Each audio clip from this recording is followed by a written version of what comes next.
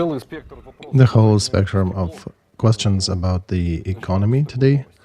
Let's start with that news. Our potential of military-industrial complex is under threat. Military production companies turning to Ministry of Defense regarding the mobilization of employees. There is no effective mechanism to prevent them from being drafted. No effective system is available for companies to protect their workers. Business is criticizing this situation very sternly, and there was an idea initially to suggest some economic-based reservations to prevent employees from being drafted, but that has been abandoned for now. In your view, that argument that military can react negatively to economic reservations, do you think it's adequate argument? I think that implies that government fails to establish right communication with their armed forces and to explain the soldier and the officer that the reservations are granted to those people who are building mortar, mines and drones. Even the dumbest of the soldiers will understand that if that fella is producing ammo for him, it shouldn't be that he is drafted. Otherwise, they both will be in the same trench, correct, but without ammo. And that position from government implies that our military, our armed forces, is a special organization that is separate, difficult to deal with, and government can do nothing about it. Is that so? If that is so, then it's a good reason for our country to sound alarm at the international conference in Switzerland that we have lost control of our armed forces. That would be a good question to our government in this case, right? Because then that would present a serious danger for Europe. And a perfect argument, very effective argument for Russian propaganda. Right? Army will not understand us if we will provide economic reservations. Well, go explain to your military so that landmine and mortar producers should probably be manufacturing them and not being sent to the trench to be shelled by Russian mortars.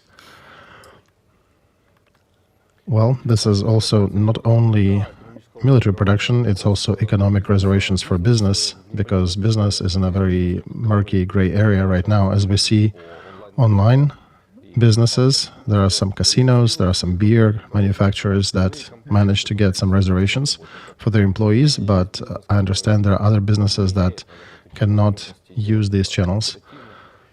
And they've been expecting to get some rules, and economic reservations de facto is not available. Here's an example for you, Nikolai. There is a special profession upon which the whole welfare of our country depends. These are dispatchers of the central energy systems. They're playing their systems almost organ-like, almost like a sophisticated music piece, especially when a lot of transmission power, a lot of backup options have been destroyed. These people, they take a long time to train, and it is very few of them.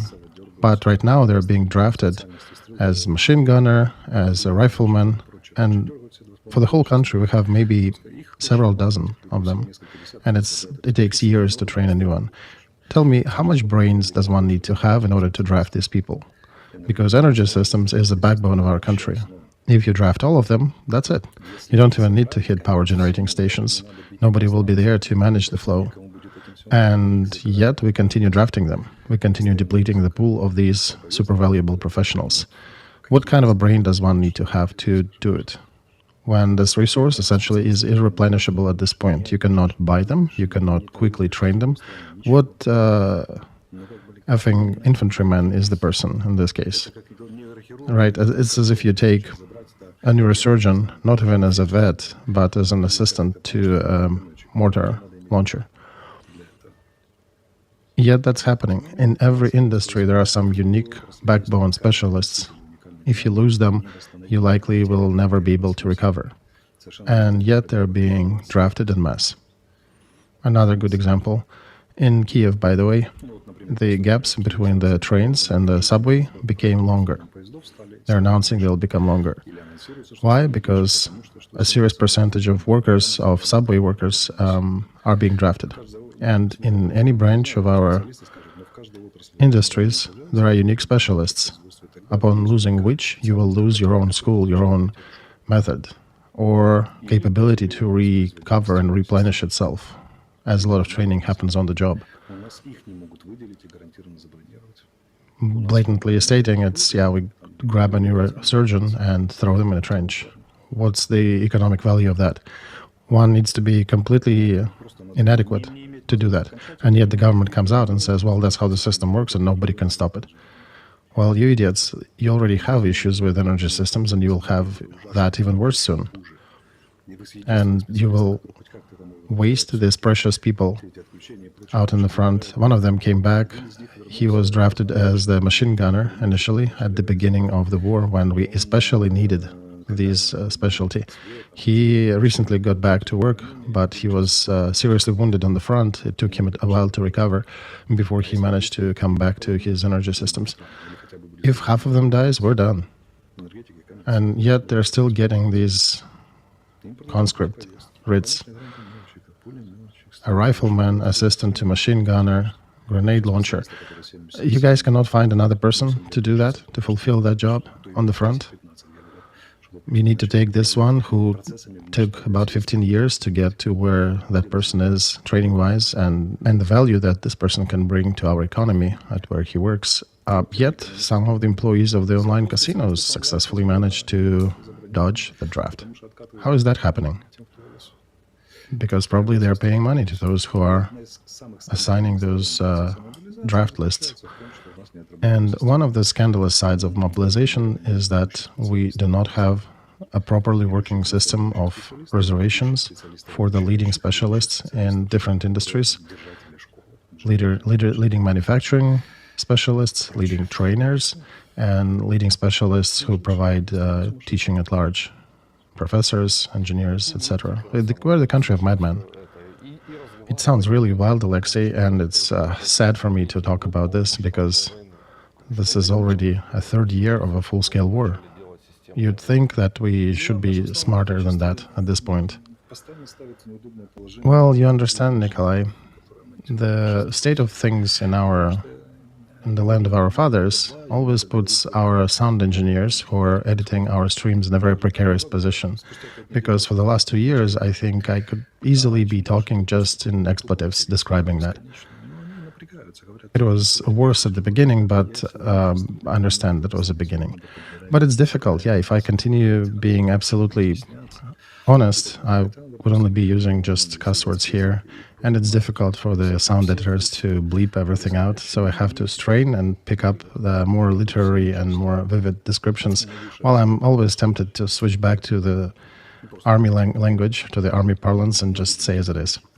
We're very ineffective, Nikolai. The paradox of our history is that we're of a higher caliber, higher class than Russians, but they always win with their system.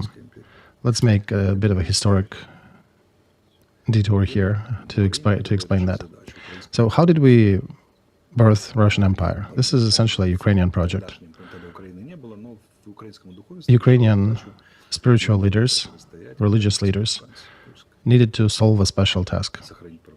Ukraine was not as it is now, but basically the spiritual religious leader in our country at that time were trying to solve how to resist Catholic expansion from Poland, how to preserve Orthodox Christianity. They tried to do that.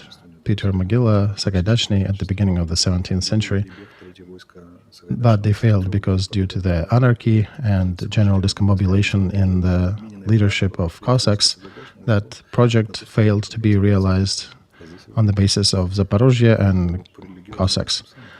And that's where, after 2 successful victories over the troops of Minin and Pozharsky from Russia, a third of Sagaidachny troop left the side of Ukraine and moved over to the side of Russia because of religious reasons, to the side of the losing party. And after that, the Ukrainian Orthodox Church was against Pereyaslav Rada. They were trying to build this project themselves. And after 70 years of attempts that ended in ruin and destruction, they still came to the conclusion that, okay, well, let's bet on Moscow. And at that time, rector of Kievo-Mogilyan Academy, Feofan Prokopovich, and his surroundings managed to prove to Tsar Peter in Russia that Russia can become an empire to defend the Orthodox Christian religion. And that's your story. So our Orthodox leaders who are thinking in terms of thousands of years, who are studying everything based on the birth of Christ, his death and resurrection, and they were looking forward for thousands of years, they came to a conclusion that Orthodox Christianity needs to be preserved. And they tried to preserve it with their own resources. And after dozens of years, they came to a conclusion that whatever resources they have here in our country, we are ineffective to do that. That with all strangeness and dumbness of Muscovites, their system suits us better. Our class is higher. The creativity and other factors are great here, but systemic approach is greater in Moscow, and that's what we continue seeing in this war. Our class is higher generally. Of course, I understand that the class of the imperial leadership inherited by Russia from Soviet Union is generally higher as a systemic class. But as we talk about soldiers on the front, our soldiers are more creative, are more witty, they're more effective. Russia plans well, but crumbles on execution. We have the other way. The execution saves the day, but planning is horrible. On the long run, on the long distance, the victory is usually taken by those who have system. System always beats the class. For the first year and a half, we've been beating them up 7 ways to Sunday, and now they're starting to take the initiative.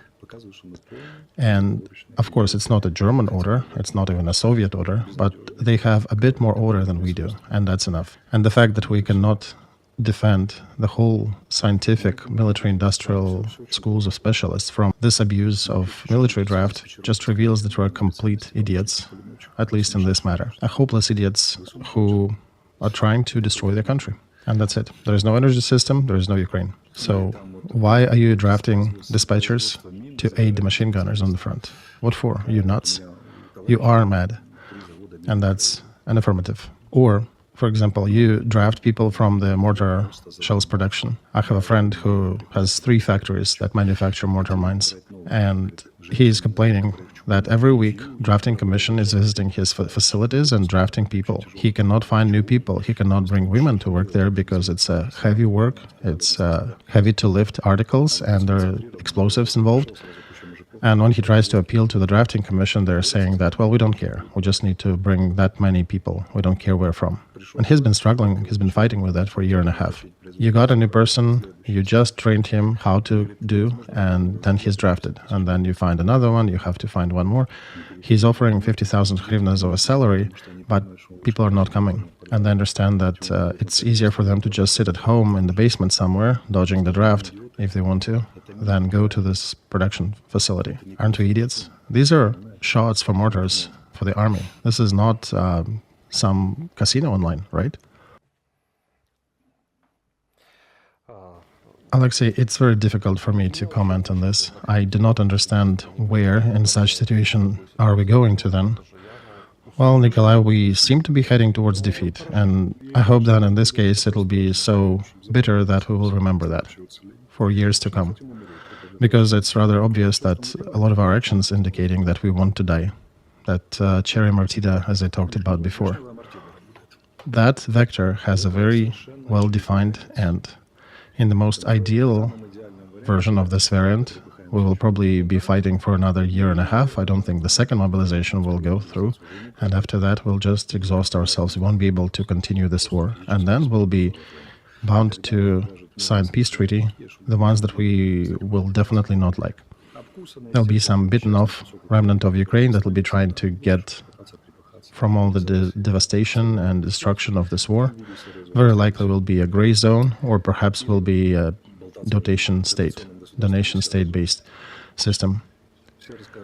And all the stories about heroic Ukrainian people and how we resisted Russian expansion, they'll be flushed down the drain because we just didn't have enough organization and enough understanding of effect and causation. And that's where we're heading by eating through our most dear resources in such a fashion. And all these slogans that one day we shall be, they all happen on the backdrop of the declining vector of success and probabilities for the future. And we're also increasing taxes, by the way, just because we failed to organize. Да. Та-да-да-да-да. Фух.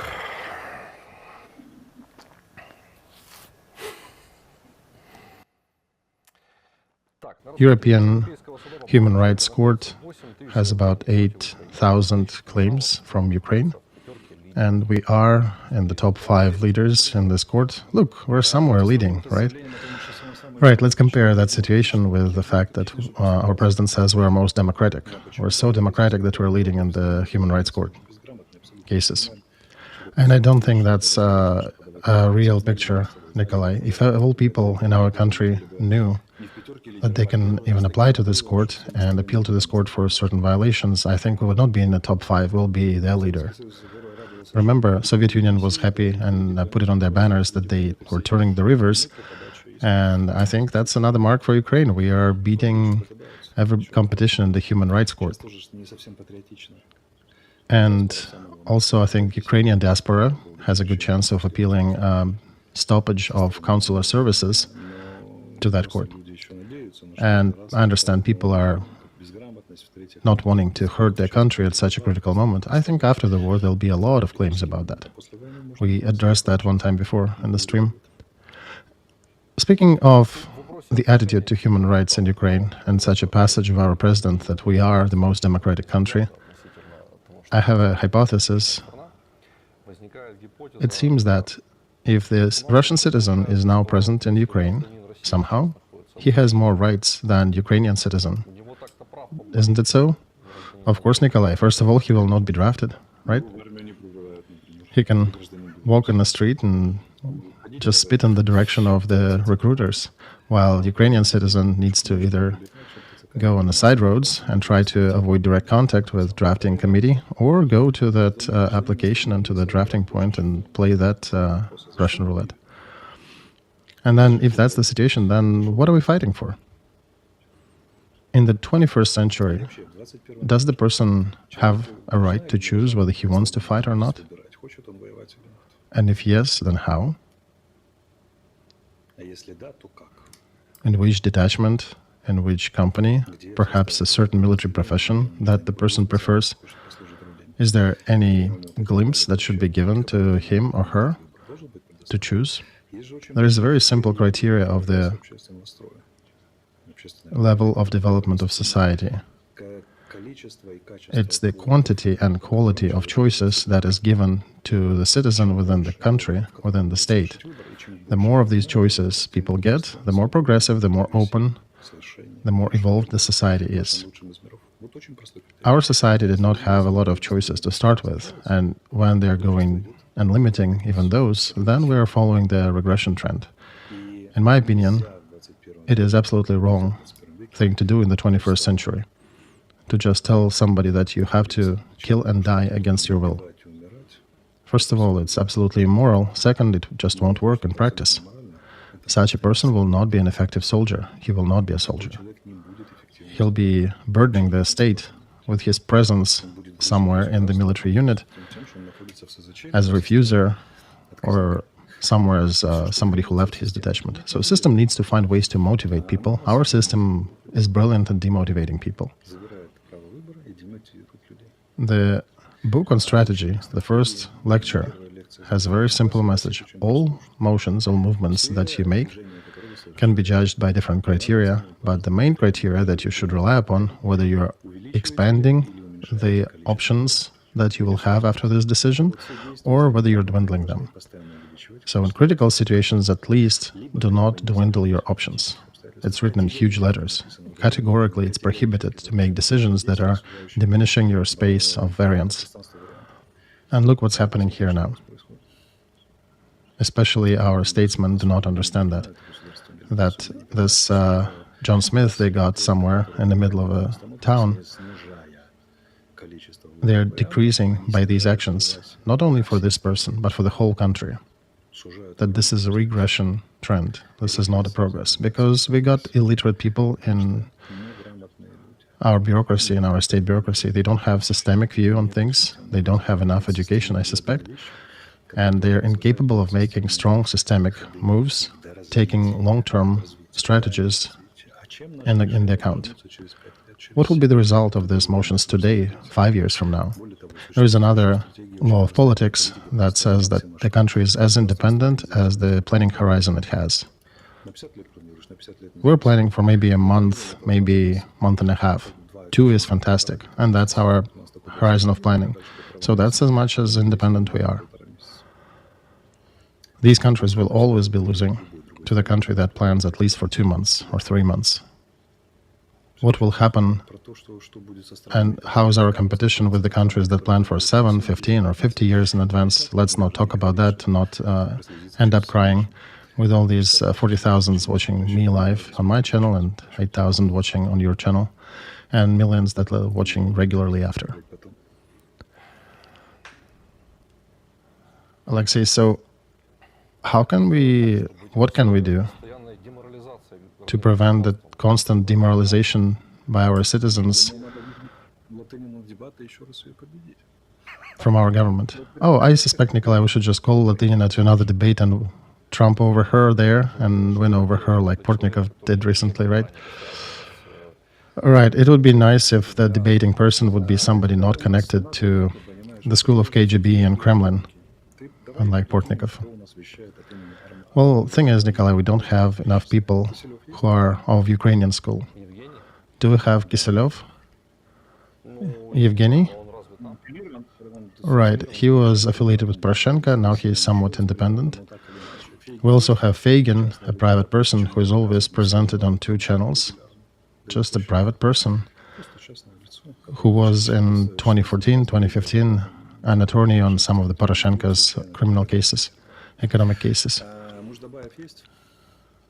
Mozhdabayev, we have that, Crimean Tatar, who is from Russia, Russian citizen, who was wavering alongside the line of party about Crimea, and now he is one of the main patriots in our media sphere. Kazarin, a person who took Russian passport in Crimea when Russia invaded. Is he now the leader of opinion of the consciousness of the nation? Right. Fial just published a list of moral authorities, right? I'm glad technologies are helping us. Fial just published the moral authorities of our nation that we supposedly should be orienting ourselves on.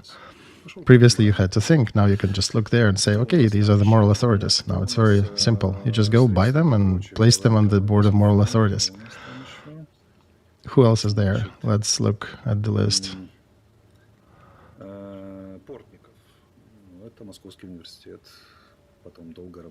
Portnikov, right? The fellow who debated Latinina recently, Moscow University, worked in Moscow for a long time. In Moscow University, they were very good at preparing propagandists. Bereza, Blecher. They have one person I think they should be preserving from the list is Taras Berezovets, actually the only person with Ukrainian last name. Everybody else has Russian last names and, or as Maxim Galkin said, of a southern origin. But Taras Berezovets has a couple deficiencies, unfortunately.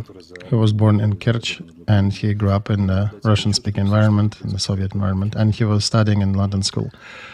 And poor Ukrainians who fail to step away from the TV screen and look away from the propaganda about language and faith, they fail to realize that we do not have our own school of propaganda, our own school of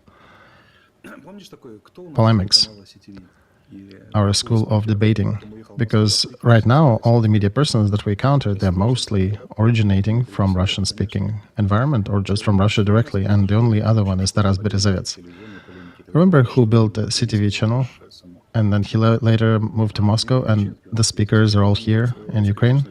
Kiselev? Yeah, Dmitry Kiselev, exactly. What happened in the school of our media debating? Anything that grew up by itself? We have Dmitry Karchinsky. Well, he's from the Russian-speaking professor family. All his relatives are Russian-speaking, and when he's talking to them, he switches to Russian. That's it. Our message about army, speech, and faith is being protected by Russians and Jews in the public media. I love Russians and Jews, but Ukraine, time and time again, fails to birth its own school of debating. We just don't have it. Listen, I don't share this opinion specifically, or I would rather say I'm not as radical. I'm not radical, Nikolai. These are just facts. I'm not making radical judgments. I'm just telling you the set of facts as they are. All right. So hang on. One more thing.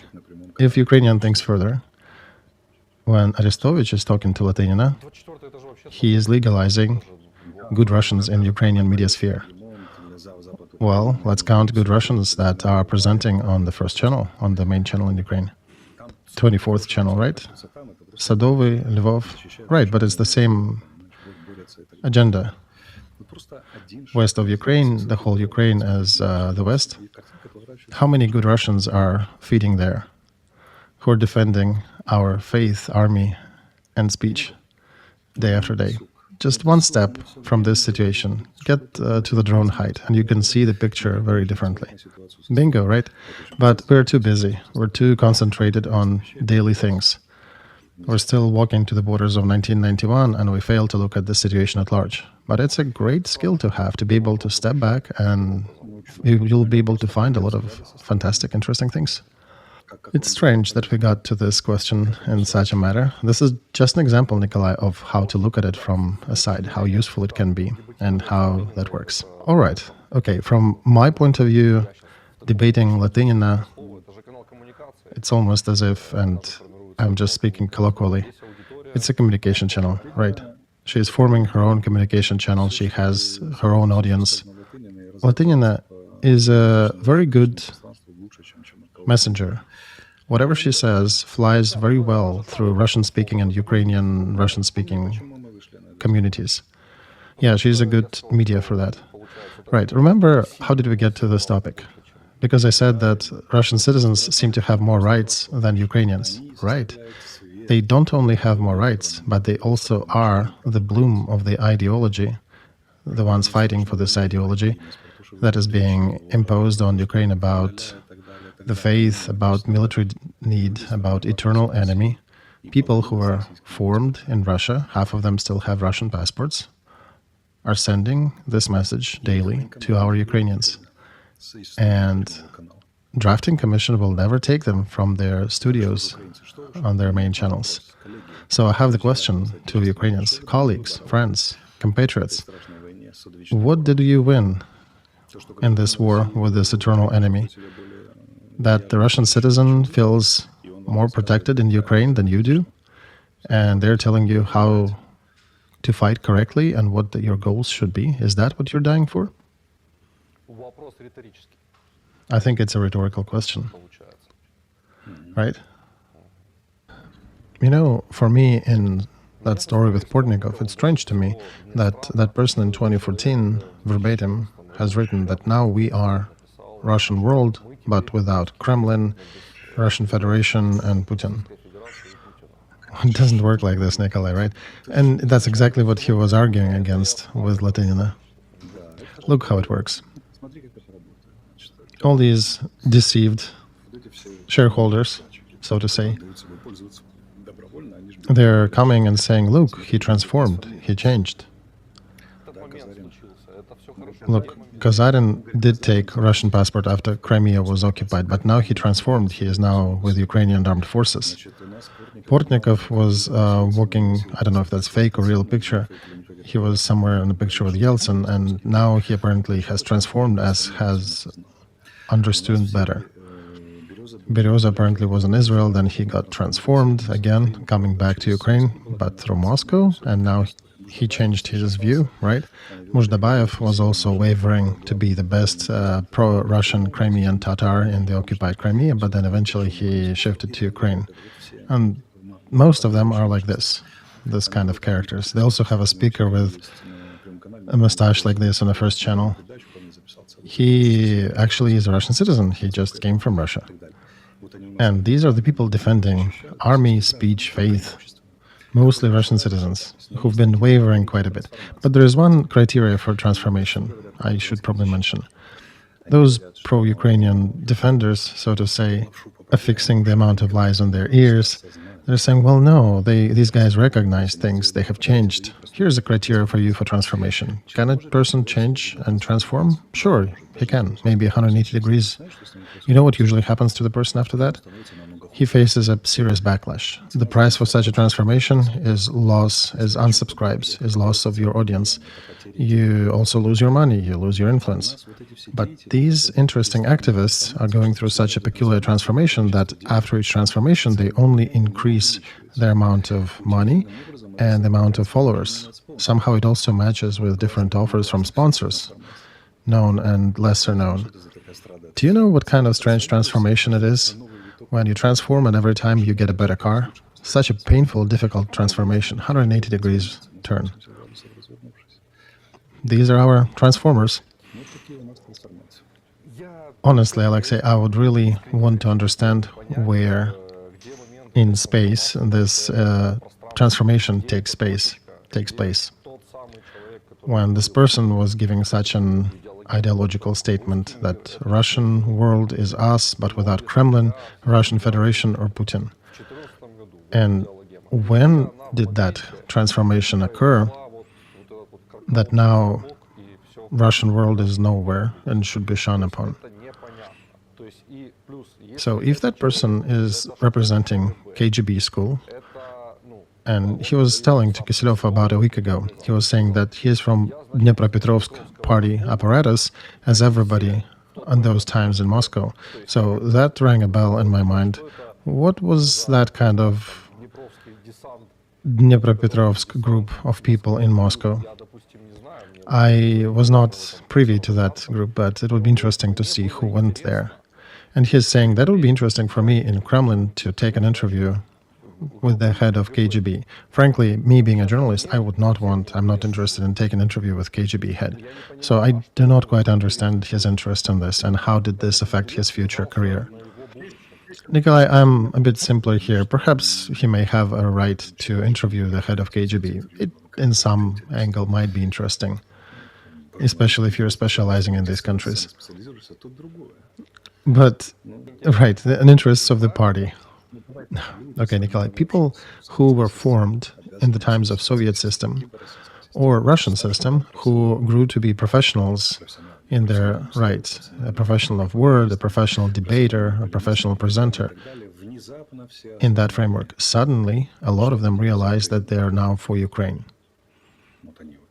And after that, their income has skyrocketed. Their public positioning, and after each transformation like this, their income was increasing. You know, everything I know about transformation usually tells me a completely different story. When you go through transformation, it's your relatives and friends that turn their backs on you. And everything becomes worse for a moment because you've been growing in a certain system of connections, a certain system of values, and you change it. You basically shift 180 degrees, so you go through pretty rough times after that. After this, you build up new system of connections, new system of values, but it's a long process, and this is the cost you pay, this is the price you pay for transformation. What kind of transformation it is when you get more screen time, you get more money, you get more achievements unlocked? This is an interesting transformation, perhaps from a journalist faculty to a KGB faculty, right? Let's leave this topic for our respectful viewers to ponder on. You know, this is like in that anecdote, the face of our citizens are too deep in honey, and sometimes it makes sense to withdraw from the honey bucket a little bit and take a look, take a stock, an observation of your rear end to see what's happening there while you're eating honey. Unfortunately, too many are just devouring honey without, and the propaganda without having a chance to, or taking time to look around. Life is more complex. Indeed it is. All right, good. There was a good scandal also that I wanted to bring up last week. There was a publication made in Mirror of the Week looking for a groundhog. What may be the outcome of a crisis in anti-corruption organs? Turns out that a lot of information from anti-corruption organization was seeping to those evil people who were about to be raided. So they were warned about it, and there were names mentioned: Golik, Timoshenko, Reznichenko, related to the office of the president. And it turns out that on their phones, they found different screenshots, which basically tell a story that there was somebody seeping a lot of data from that organization. What else can be said here? How much of an influence can it produce, and can it discredit our anti-corruption effort in Ukraine? I heard Sitnikov was fired today. That's already a few days. Yeah, but it was also anti-corruption structure. Okay, so if to look at the situation at large, somebody probably also went through a painful transformation, and Michael Naki, that's the other guy I wanted to mention. We've debated with him back in the day, but now he often falls into the pit of let's attack Arestovych again. Some of my viewers shared some of the screens. Let's back to the question about good Russians. Those who fight with good Russians, just remember how many, or count them, how many of those good Russians are on your channels. Just count them on the numbers of your hand, on the fingers of your hand. Wait a second, Naki is the guy who was trying to prove that on reflections in some of the screens on the windshields of the vehicles, that the missile was flying and hitting the target from the direction of Ukraine proper. Yeah, right, that was that investigation. I take pity at our country right now, and I feel very sorry for our citizens, because more hurt and more despised and deceived and abused nation it'll be harder to find in this world. The only excuse for those who are doing all that to this nation, to our people, is that the nation itself gives them the right to do that. I think somebody in the Anti-Corruption Commission went through a painful transformation and perhaps started to feel really for the accused, for those who are to be raided and investigated. So he dropped a few of the screens onto their phones so that they would probably feel guilty and stop doing those bad things. But as a side effect, he might have acquired more wealth, and it's, happens sometimes when you make a transformation like that. That would be the same logic, right?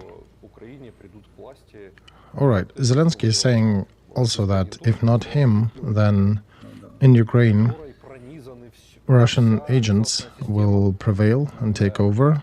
That, according to Zelensky, government system is permeated with.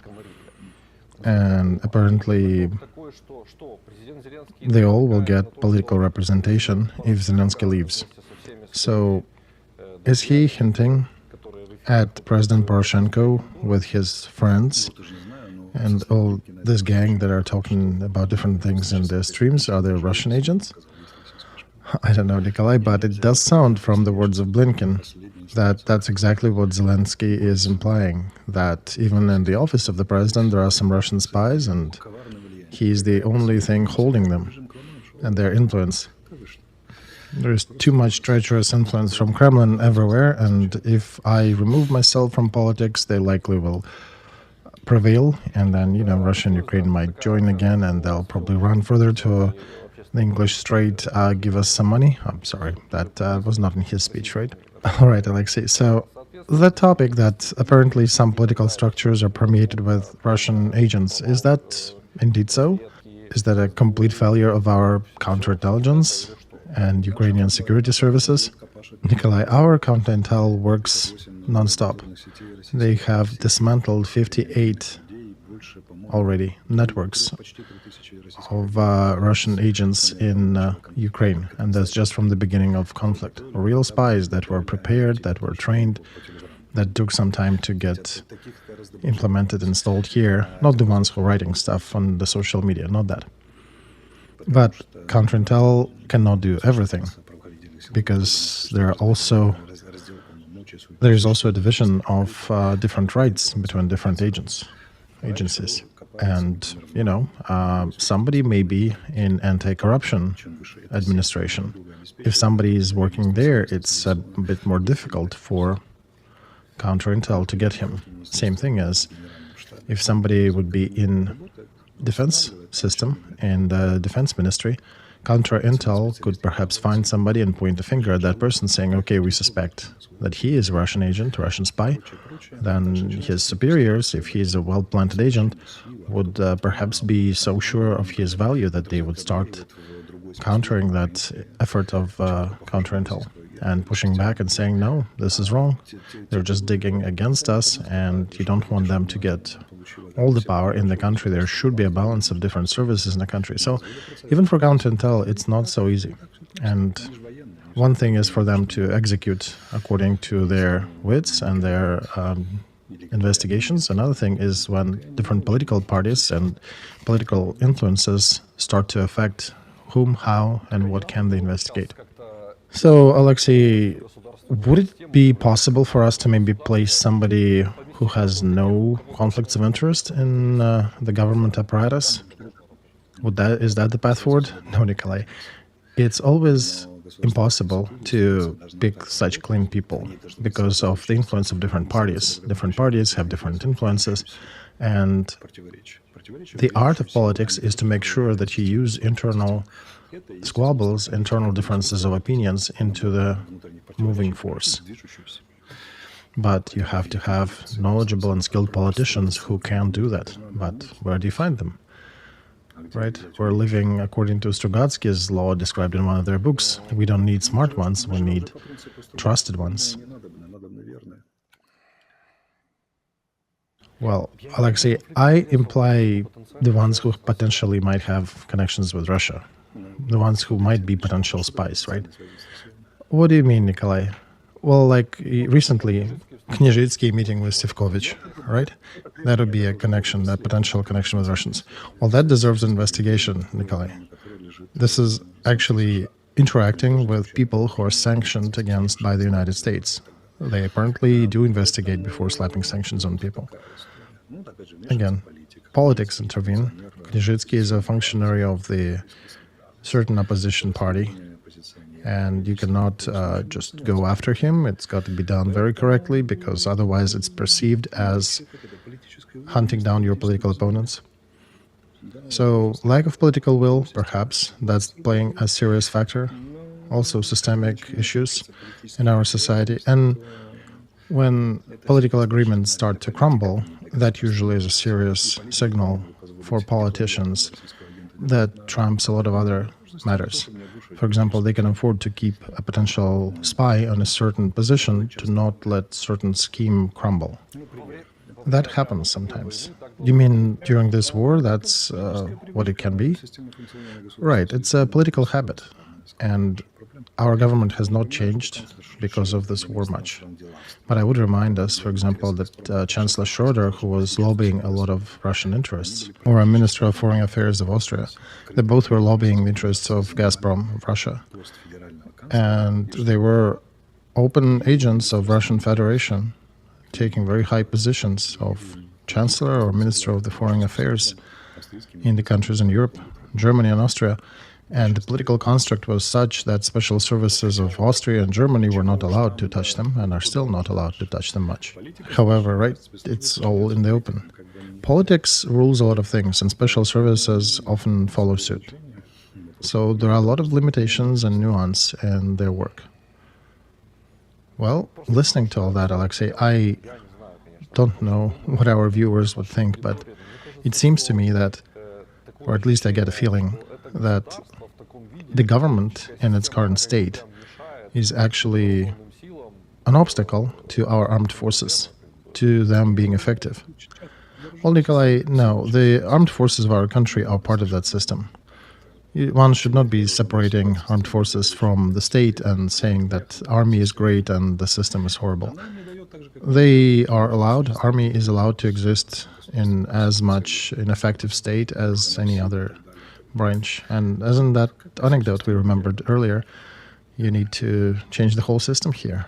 Right, that's what the plumber said in Kremlin. Exactly. I'm speechless.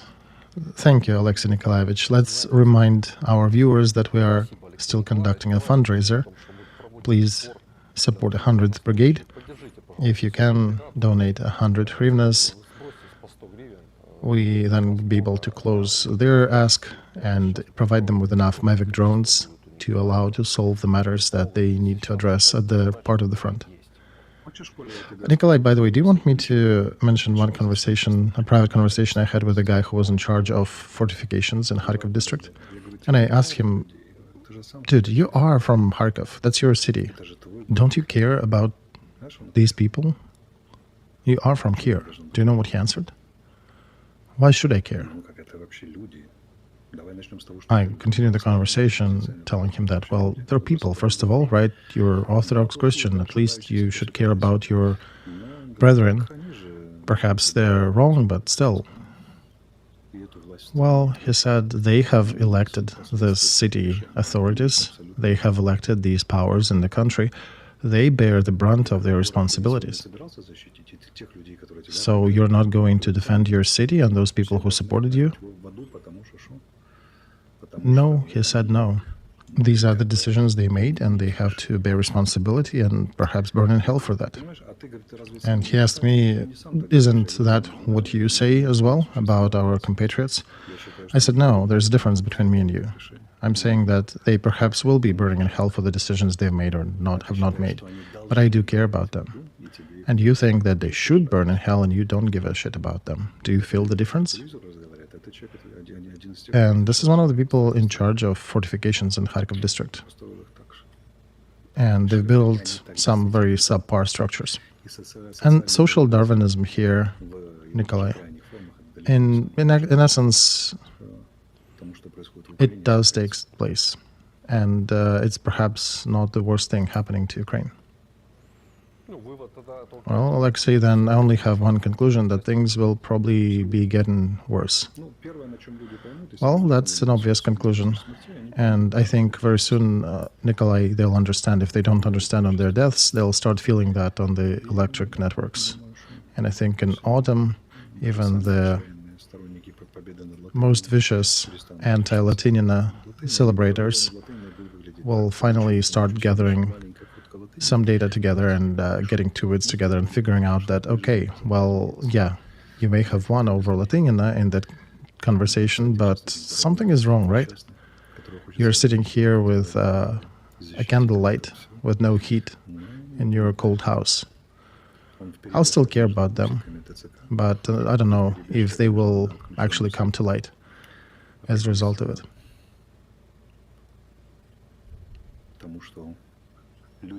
And that running from the drafting commission, they will still be listening and supportive of those people who are graduated from Soviet Union or Russian establishments and then change their code and pretend to care for Ukraine and let them speak for the country.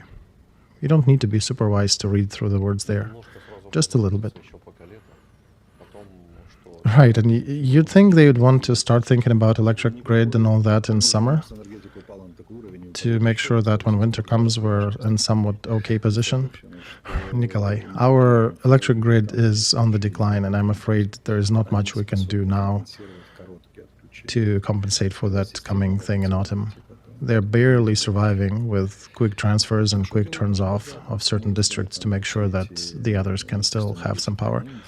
Meanwhile, what our Minister of Energy is doing, they're starting new energy blocks for the existing nuclear plants. Instead of investing money in fortifying distribution networks and establishing new branches of these networks to make sure that the connectivity there, the transition capabilities are there.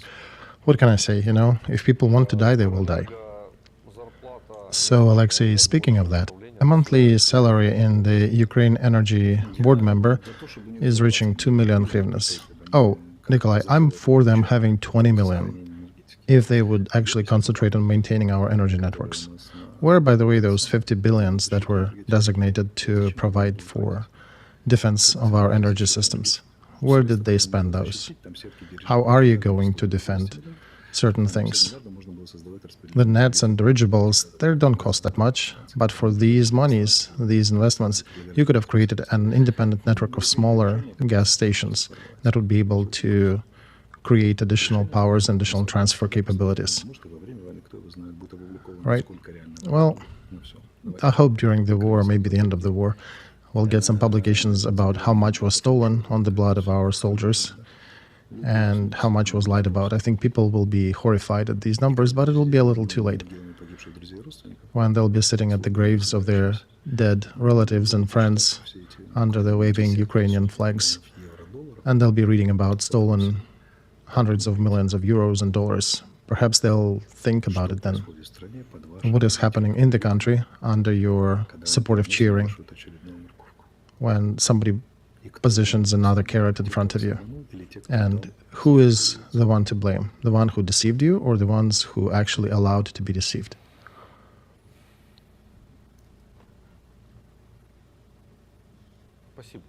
Thank you. Thank you, Alexey Nikolaevich, for that stream. Don't know if it will change anything, but at least we have said and talked about everything. Right, Nikolai, we were not quiet. When we'll be asked, what did you fight for during this war? Some people fought on the front, on the battlefront in the trenches, and we were fighting with corruption and with stupidity of our authorities. We were not quiet. Thank you. Thank you again. Don't forget to subscribe to the channel of Alexey, Arestovich, to Alpha&Omega channel, and of course to the privateer station if you are listening or watching that in English. Thank you once again to those who support Armed Forces of Ukraine. We continue posting the links to those fundraisers under every stream of ours. We never touch these monies. We just verify the account, that it belongs indeed to the armed forces, and that it's indeed their ask and their real detachments requesting help. And we just transfer this information to you, our viewers, whom we appeal to donate the money to our soldiers. Goodbye.